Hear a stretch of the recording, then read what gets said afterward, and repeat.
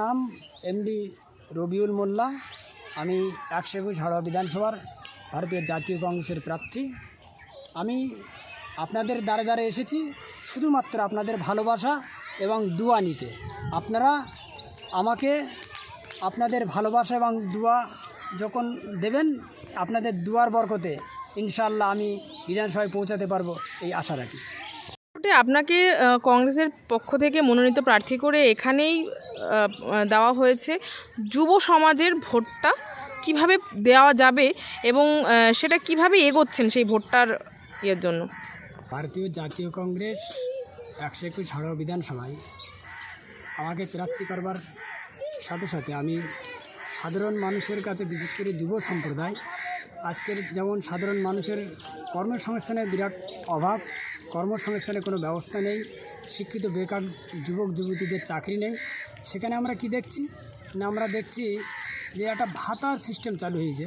মানুষকে ভাতা দিয়ে একটা সবাই নষ্ট করিয়ে দেওয়া হচ্ছে। তারা চাকরির জন্য যখন হাহাকার করছে, চাকরির জন্য পথে আন্দোলন করছে, তার কোনো সুরাহা নেই, সঠিক কোনো সদুত্তর নেই। আমরা চাই জাতীয় কংগ্রেস যখন সরকার গঠন করবে এই নির্বাচনের পর, সাথে সাথে আমরা যতগুলো শূন্য পদ আছে, সরকারি সমস্ত শূন্য পদ পূরণ করার প্রথম আমাদের কাজ থাকবে। এমন একটি জায়গা, স্পর্শকাতর জায়গা, যেখানে সিপিএমের গড়, সন্ত্রাসের গড় এবং যেটা সন্ত্রাসের আঁতুড়ঘর বলে জানা যায় শাসন, সেখান থেকে আপনি প্রার্থী, সেই অঞ্চল থেকে আপনি প্রার্থী।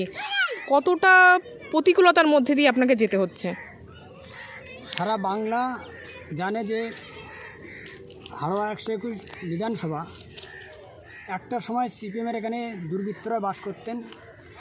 11 সালে পরিবর্তন হওয়ার সাথে সাথে সেই সমস্ত মানুষ বর্তমান শাসক দলের সাথে হাত মিলিয়েছে। সেই পরিবেশ এখনও পর্যন্ত এখানে বিরাজ করছে। সাধারণ মানুষ এখানে স্বাধীনভাবে বসবাস করতে পারে না, তাদের অনেক সমস্যার সম্মুখীন হতে হয়। আমরা দেখেছি বিগত দিন এখানে বহু মানুষ গুম হয়ে গিয়েছে, তাদের পরবর্তীতে তাদের পরিবার খুঁজে পায়নি। সেই মতো জায়গায় আমি যখন ক্যান্ডিডেট হলাম, সাধারণ মানুষ আমার সঙ্গ দিতে চাইলেও তাদের মনে একটা সমস্যার সম্মুখীন হচ্ছেন যে আমাদের যে ভোট ডিলিট হয়েছে, এই ভোটাররা আদৌ পুনরায় ভোটাধিকার ফিরে পাবেন কি না, তারা ভোট দিতে পারবেন কি না। তার সাথে সাথে আপনারা জানেন যে এই এসআইআর প্রক্রিয়া শুরু হওয়ার আগেই রাহুল গান্ধী বারবার বলেছিলেন আমরা এসআইআরের বিরোধী না, এসআইআর আমরা চাই, কিন্তু এসআইআর একটা নির্দিষ্ট পদ্ধতি মিলে হোক, একটু সময় দিয়ে হোক, সাধারণ মানুষ যাতে বিপদের সম্মুখীন না হয়, তারা যেন মানসিক টেনশনে না ভোগে, এই বিষয়টা মানুষের কাছে সরকারের মাধ্যমে প্রচারের ব্যবস্থা করা হোক, মানুষের কাছে যেন ভুল তথ্য না পৌঁছায়। কিন্তু আমরা দেখলাম নানান রকমভাবে ভুল তথ্য মানুষের কাছে যেতে লাগলো। সাধারণ মানুষ মারা গিয়েছে, বিএলওরা মারা গিয়েছে, এইভাবে বহু মানুষ মারা গিয়েছে। কিন্তু আমাদের তো দাবি একটাই ছিল প্রথম থেকে, আগে ভোটার পরে ভোট, আগে ভোটের সমাধান হবে তবে মানুষ ভোট দেবে। কিন্তু নির্বাচন কমিশন তার অসাধু উপায়ে, অসাধু চিন্তাভাবনায় বিশেষ দলকে সুবিধা পাবিয়ে দেওয়ার জন্যে তিনি ভোট ঘোষণা করলেন।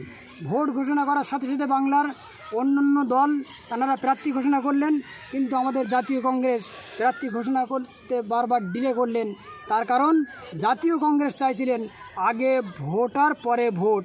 কিন্তু আমরা দেখলাম যদি নির্বাচনে আমরা অংশগ্রহণ না করি, যে সাধারণ মানুষের আস্থা, ভরসা, বিশ্বাস আমাদের উপর থেকে হারিয়ে যেতে পারে। তার কারণ মানুষ তো চাই যে কংগ্রেস সামনে আসুক, আমরা কংগ্রেসকে ভোট দিয়ে বিপুল ভোটে জয়লাভ করিয়ে বিধানসভায় কংগ্রেসের সরকার দেখতে চাই। তাই সাধারণ মানুষের দাবি মেনে দীর্ঘ 20 বছর পরে জাতীয় কংগ্রেস বাংলায় এককভাবে প্রতিদ্বন্দ্বিতা করছে। সাধারণ মানুষের আশা আকাঙ্ক্ষার প্রতীক হিসেবে আগামী দিনে সরকার গঠন করবে এবং সাধারণ মানুষের সাথে কাজ করবে।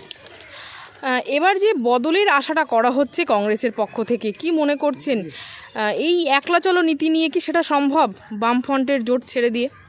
আমরা 100% সম্ভব। তার কারণ বাংলার মানুষ দীর্ঘ 35 বছর সিপিএমের সরকার দেখেছে, বর্তমানে তৃণমূলী সরকার দেখছে। এখানে মানুষের যে নৈতিক চাহিদা, যে মৌলিক অধিকার, সেখানে মানুষ বারবার বঞ্চিত হয়েছে। মানুষ তাদের নৈতিক অধিকার থেকে যখন বঞ্চিত হচ্ছে, কোনো সরকারের প্রতি ভরসা রাখতে পারছে না। তাই সর্বশেষ সাধারণ মানুষ সিদ্ধান্ত নিয়েছেন যে যারা দেশ চালাতে পারে, দীর্ঘদিন দেশ চালিয়ে কোনো দিন তারা নিজেদের স্বার্থে কিছু করেননি, যা করেছেন দেশের স্বার্থেই করেছেন।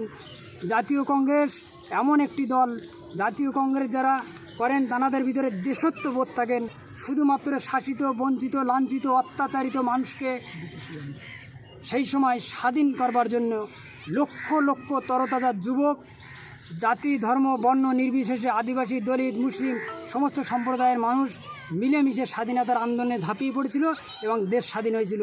আচ্ছা, স্বরাষ্ট্র মন্ত্রক এখানেই রয়েছেন। আপনারা জানেন ডবল ইঞ্জিন সরকার যেখানে আছে সেখানে খুন, ধর্ষণ, খুনাখুনি লাগাতার হচ্ছে এবং সেই ডবল ইঞ্জিন সরকারের নেতার ছেলে, নেতারা নিজেরাই জড়িয়ে পড়ছে। কিন্তু বাংলার মানুষ এটা বুঝেছে যে এই ডবল ইঞ্জিন সরকার বাংলাতে প্রয়োজন নেই। তার কারণ আপনারা জানেন বাঙালি মানে শান্তিপ্রিয় মানুষ, বিজেপিকে প্রত্যাখ্যান করবেন, এটা আমরা আশা রাখি। আপনার বিধানসভা থেকে আপনি কতটা আশাবাদী জয়ের পক্ষে? আমার বিধানসভা থেকে আমি 100% আশাবাদী যে আমি আগামী দিনে বিপুল ভোটে জয়লাভ করে বিধানসভার একজন সদস্য হিসেবে পদার্পণ করব ইনশাআল্লাহ।